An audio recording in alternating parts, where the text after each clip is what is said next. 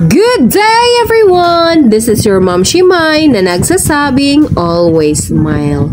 So kay si Robby, 2 weeks naman siya nag-crave aning biko. So magluto ta karon.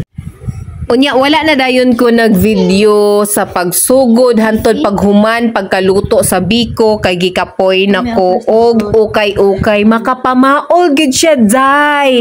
Mautong ningon ko ni Mira nga napay nabilin nga limonsito dito sa freezer, nga gipangbutang nako sa ice cube.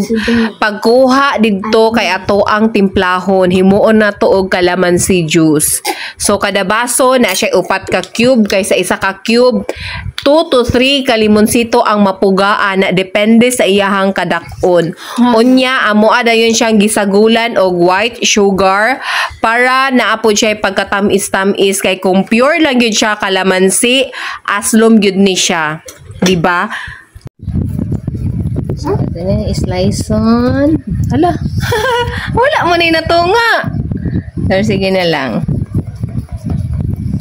So, dili ka matingala anong medyo pricey na gyud ang mga bilao nga biko tungod kay ang lubi pag 40 pesos na dala ka good. So, kani siya pure yun ni gata ang akong gibutang pure pilit. Wala ni siya nako gisagulan og bugas.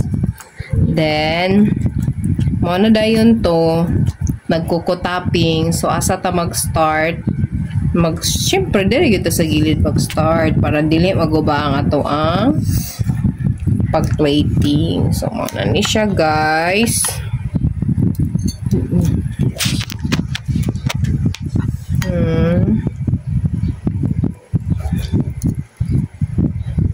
Mga una ta. Ideal gid anis dahon sa saging kay para mas muhumot, pero wala na lang ko nag-adto sa taas kay init gid siya, guys. I-adto taas, guys. Mahadlok na kog init, guys. Sa una di gid ko mahadlok, karon mahadlok na. This is for Mira. So gamayon lang na kog butang kay di kayo ni siya hilig og biko. Di kayo hilig og biko, Mira ba? Si Robby ra gyud ang kuan og biko. So naman siya ipagod. Ako ani kay ganahan kog na ipagod-pagod. Ito siyang tilokon para dili masayang. This is for Mira. Then man na lang siya bilin, guys. Thank you for watching. Bye-bye.